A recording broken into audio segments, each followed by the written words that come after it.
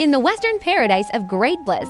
From the heart of Buddha Amitabha, in the realm of lotus light, surrounded by assemblies of deities beyond enumeration, Arya Avalokiteshvara radiated forth within boundless rays of light. From the Arya's heart, countless emanations of the syllable wrists were sent forth to fill all the boundless pure realms. In this world, in the 100 million realms of Padala, 100 million emanations of Avalokiteshvara were sent forth.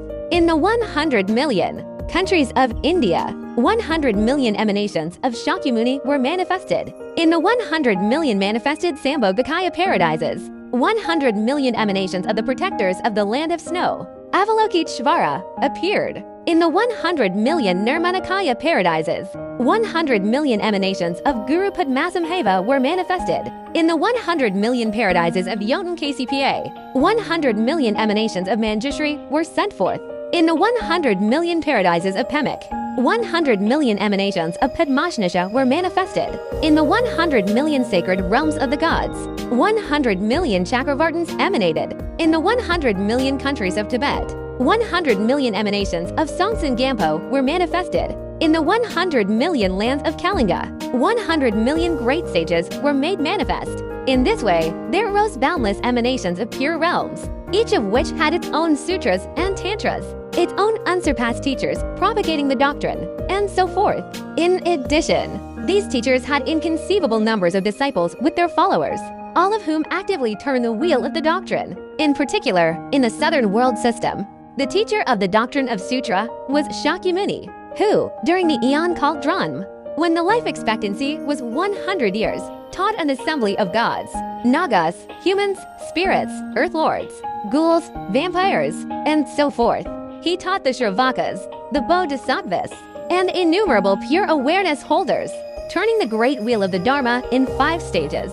From this, there came to be 9 distinct vehicles. To those of small capacity, he taught the Tripitaka, revealing the fundamental nature of reality in outer and inner distinctions.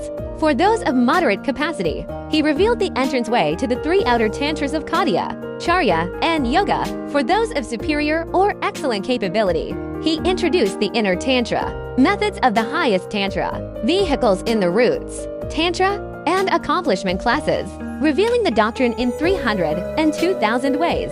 He demonstrated the means through which nirvana is actualized. At that time, the powerful Shrivaka, Kashyapa, directed his awareness and proclaimed, "In the future I, Padmasamhava, will be born in Dhanakosha. From the heart of the conqueror Amitabha, light rays will radiate, penetrating the heart of Avalokiteshvara.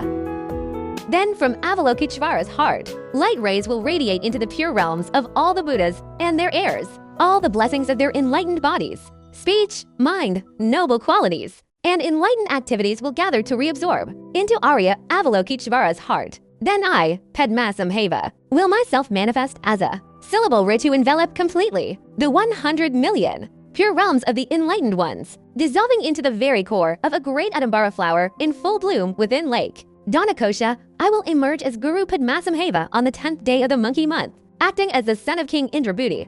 I shall wed the emanation Prabhadhara. Then, in accordance with the prophecies of Vajrasava, I shall abandon worldly life to engage in uncontrived conduct, relying upon the secret mantra mandala of the Dakinis, and in order to actualize activities to benefit beings, my mind and the enlightened mind streams of all the Buddha will merge as one. Through symbolic indication, all the Buddha deities were then invoked, at which time the enlightened mind stream of the goddess of longevity, Pandaravasini, was inspired to manifest herself for the benefit of sentient beings. From her 5 places innumerable, light rays issued forth and encompassed all paradises. White light radiated from her forehead into the eastern paradise of manifest joy. There, the light made contact with the heart of Buddhalakkhana, the consort of the great conqueror Akshobhya. Invoking her enlightened awareness, the blessing appeared as the syllable lamb. Countless syllables then arose and reabsorbed into Pandaravasini's forehead. Similarly, countless red light rays radiated from the goddess Pandaravasini's throat into the paradise of manifold array, where they merged into the consort of the primordial Buddha Samantabhadra, invoking her enlightened mind. And the blessing arose as the syllable mum. Numberless mum syllables emanated to dissolve back into her throat. Then blue light rays issued from Mandaravasini's heart, radiating into the central pure realm of Buddha Vairashana. They dissolved into the heart of his supreme consort Dhateshvari. They invoked her enlightened awareness, which arose as blessings in the form of countless MAM syllables, dissolving back into Mandaravasini's heart. Yellow light rays from the point in Mandaravasini's navel radiated into the center, pure realm of the southern direction, the realm of glory. They dissolved into the heart of Mamaki, the supreme consort of Buddha Ratnasamhava, invoking her enlightened mind and emanating as the syllable Bam. Countless emanations of this syllable then radiated back to dissolve into Mandaravasini's navel. Green light rays from the secret place of the goddess then proceeded to the northern paradise known as perfect activity, dissolving into the heart of Samayatara, the supreme consort of Buddha Amagasiddhi, invoking her enlightened awareness and appearing as the syllable Tam. Unlimited seed syllables then reabsorbed into Mandaravasini's secret place. From her crown aperture red light rays emanated into the mandala of the deity, Hayagriva, known as Wangdrag, Rolpa. They dissolved into the heart of Hayagriva's supreme consort, Vajravar Ahi, and her blessings were invoked as the syllable Ri.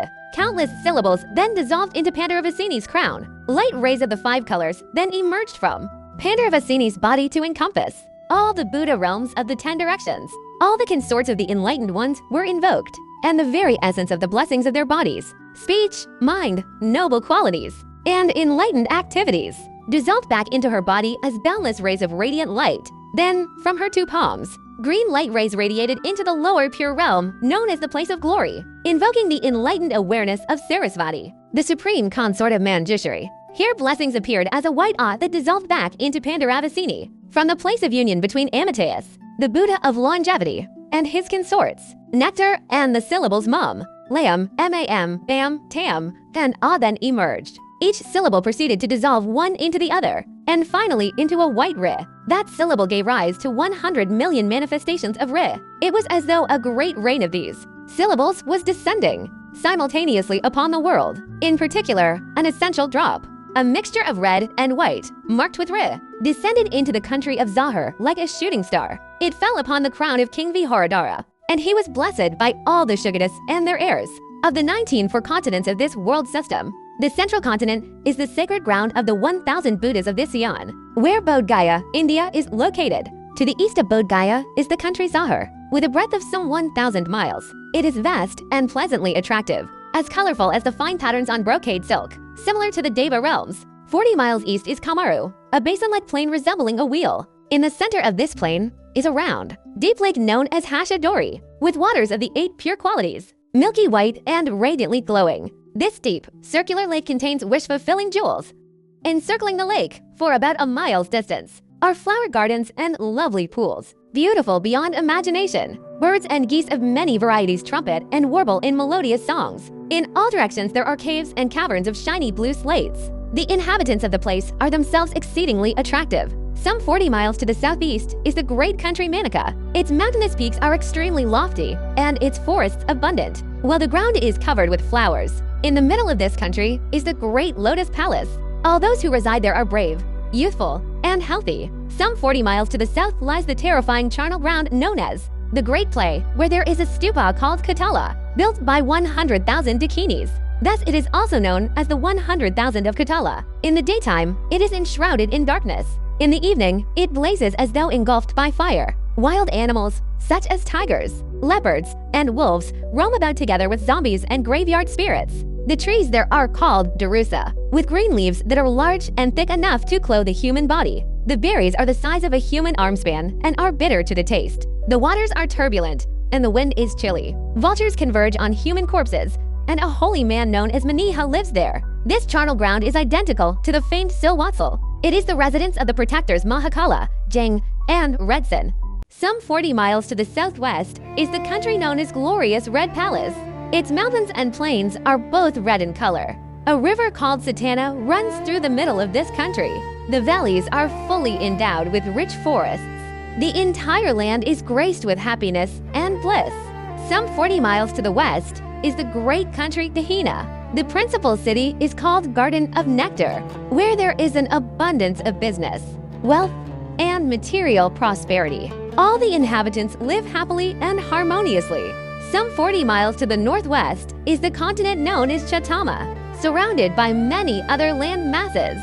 In the midst of this region lives the great Captain Lawang Korpa. He sails the seas gathering wash, fulfilling jewels, accompanied by 500 merchant sailors. Some 40 miles to the north is the great country Taluma. All its inhabitants wear beautiful ornaments and greatly value wealth, which they enjoy in abundance. There is no greed or strife, as everyone is honorable and harmonious. To the northeast is the region known as the Precious Jeweled Gardens, where crops that need no harvest abound, and grains of many varieties grow. The forests are rich, and beautiful brocade silk is abundant. In all of the above realms there are 20 separate kingdoms.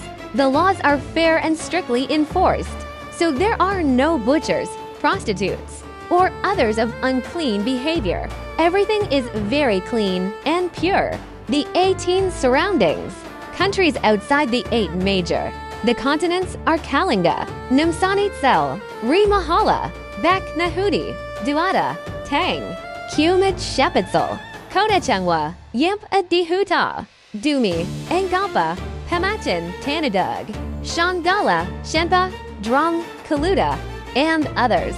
Each of these countries has an honorable government. In the middle of these majors and minor countries lies the great region of Bengal. It is within this region that the great land of Zahar is located. The palace there is encircled by 7 walls and has a 9-tiered roof. Beautiful beyond comparison, it resembles a palace of the gods. Near the 9-tiered palace are 4 ponds, where many varieties of birds and flowers abound. There are parrots and swans that speak the language of human beings, all the different kinds of birds from the realms of the gods, singing in their respective languages. In the surrounding places, there are 100 outer ministers and 50 inner ministers with 510 leaders of the districts. This was by far the most sublime of all the lands in India, and was thus perceived as the best place to take for the rebirth purpose of guiding beings. Now, the entire land was blessed, and flowers that had never appeared there before began to bloom. Many varieties of birds began speaking the words of Dharma, and upon the roof of the palace rainbow light rays amassed. The land's king, queens, ministers, their subjects, and their attendants all began having auspicious dreams and indications of good fortune to come. It was then time for the Dakini to choose her place of rebirth, Herkast, and her mother. Of the 25 kingdoms in the land of India, Bodh Gaya, Adhyana, and Zahar were the most sublime in terms of size, shape, and beauty. They were most endowed with wealth and material resources. Their governments and judiciary systems were excellent, and the wealth and endowments of the people were incomparable. In addition, the people's beauty, charisma, and abilities were sublime.